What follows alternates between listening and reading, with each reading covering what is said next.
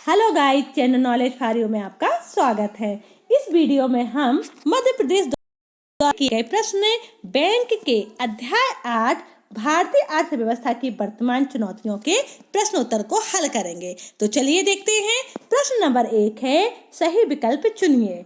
जिन लोगों के पास अपनी बुनियादी जरूरतों को पूरा करने के लिए आमतौर पर पर्याप्त पैसा नहीं होता है उन्हें कहा जाता है। तो उन्हें क्या कहा जाता है? उन्हें हमेशा गरीब कहा जाता है।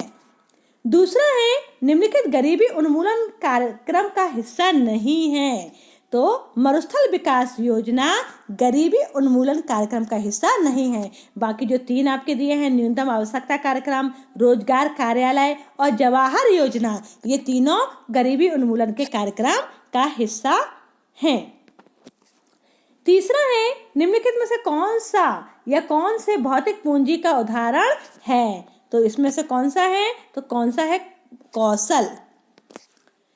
चौथा है, किस पंचवर्षीय योजना ने मानव पूंजी के महत्व को मान्यता दी? तो 7वीं पंचवर्षीय योजना ने मानव पूंजी को महत्वपूर्ण बताया। नाबार्ड की स्थापना ग्रामीण वित्त व्यवस्था में शामिल सभी संस्थानों की गतिविधियों के समन्वय के लिए एक शीर्ष निकाय के रूप में की गई थी। तो सन 1982 में की गई थी। आरआरबी मतलब क्षेत्रीय ग्रामीण बैंक का मुख्य उद्देश्य को क्रेडिट प्रदान करना है। तो किसे प्रदान करना है? ग्रामीण क्षेत्रों में कमजोर वर्ग को। 7वां है, वर्तमान में सेक्टर भारत में सबसे बड़ा रोजगार प्रदाता है। तो कौन सा सेक्टर? तृतीय क्षेत्र या सेवा क्षेत्र, जिसे क्या कहते हैं? सर्विस सेक्टर भी कहा जाता है।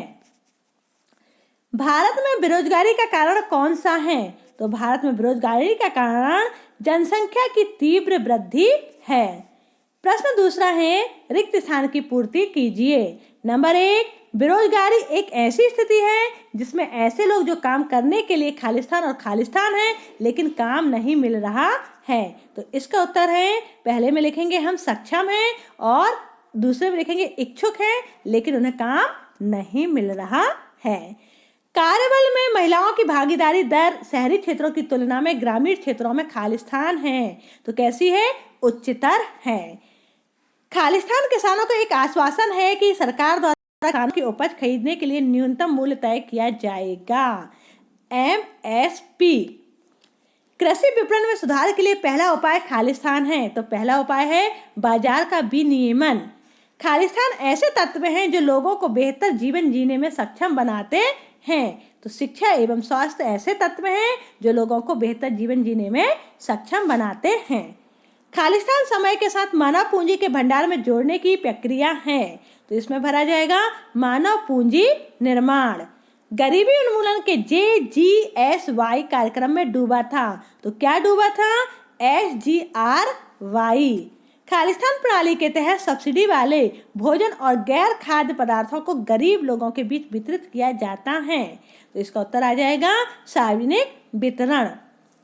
प्रश्न तीसरा है, सही अथवा गलत बताइए। गरीबी की सापेक्ष अवधारणा देश में असमानता के स्तर का आकलन करने में मदद करती है। सत्य है। गरीबी उन्मूलन को प्राप्त करने के लिए सरकार ने 2 आयामी दृष्टिकोण अपनाया है। असत्य है। जीवन प्रत्याशा शिक्षा के स्तर का सूचक है। असत्य है। लोग कभी कभी बेहतर रोजगार की तलाश में एक स्थान से दूसरे स्थान पर पलायन करते हैं। तो यह सत्य है। विवाह और उत्सव के अवसर जैसे सामाजिक उद्देश्यों के लिए उत्पादक उधार है। असत्य है। 1960-2009 के बीच देश में दुग्ध उत्पादन में 3 गुना से अधिक की वृद्धि हुई। असत्य है। माध्यमिक क्षेत्र में निर्माण शामिल है। तो यह सत्य है। वे श्रमिक जो अपनी आजीविका कमाने के लिए किसी उद्यम के मालिक हैं और उसका संचालन करते हैं स्वरोजगार के रूप में जाने जाते हैं। यह सत्य है। प्रश्न चौथा है, जोड़ी बनाइए। तो चलिए जोड़ी बना लेते हैं।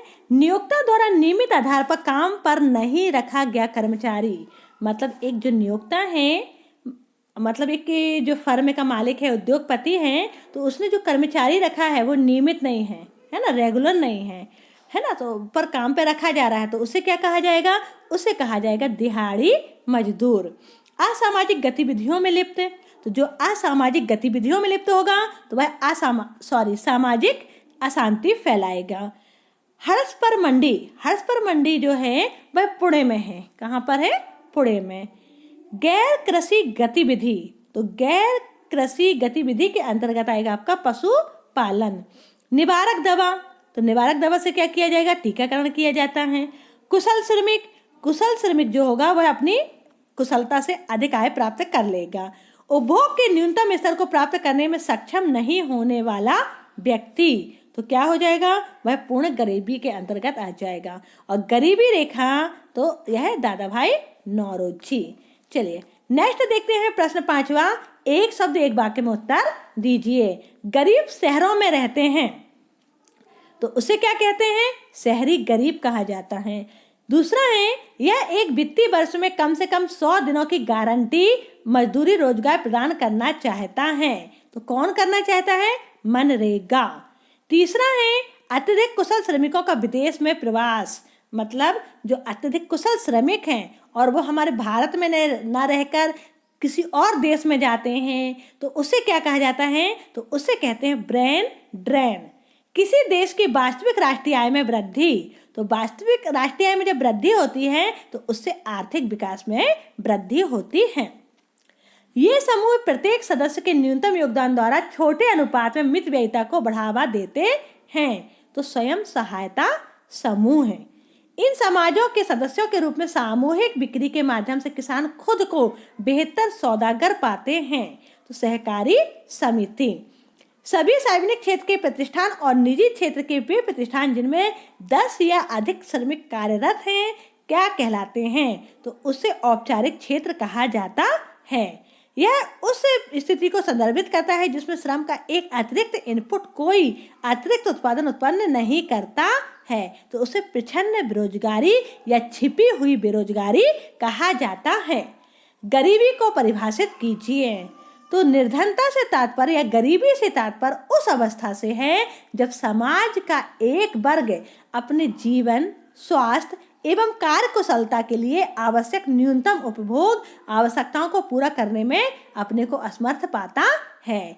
दूसरा है, प्रमुख कार्यक्रमों के नाम बताइए जिनका उद्देश्य गरीबों के भोजन और पोषण मूल्य में सुधार करना है, तो इसका उत्तर हो जाएगा पोषण के संबंध में सरकार ने कई कार्यक्रम चलाए हैं। तो 2 प्रमुख कार्यक्रम हैं, मध्याह्न भोजन कार्यक्रम और दूसरा है सार्वजनिक वितरण प्रणाली।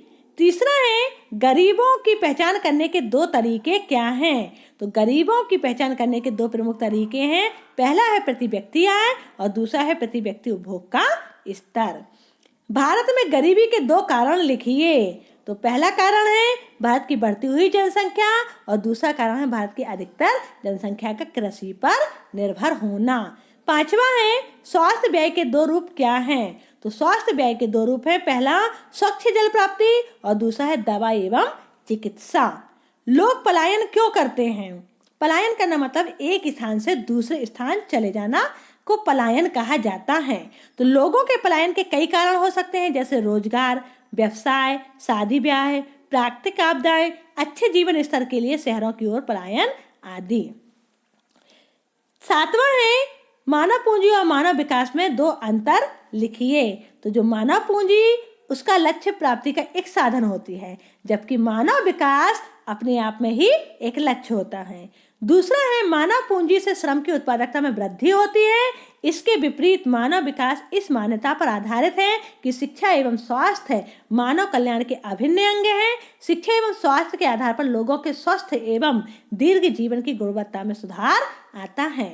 8वां है, भारत में मानव पूंजी निर्माण की कोई 2 समस्याएं लिखिए, तो पहली समस्या है जनसंख्या में वृद्धि और दूसरा है निम्न उत्पादकता।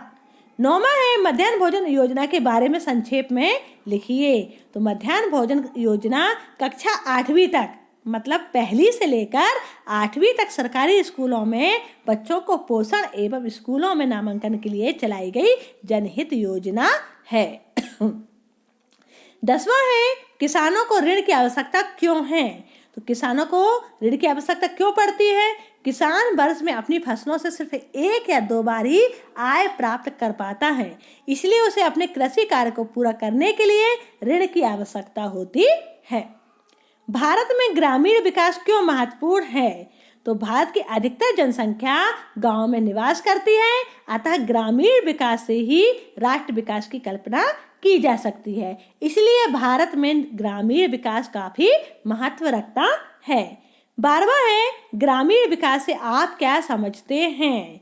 तो ग्रामीण विकास से तात्पर्य गांव में रहने वाले लोगों के जीवन स्तर को बेहतर करना।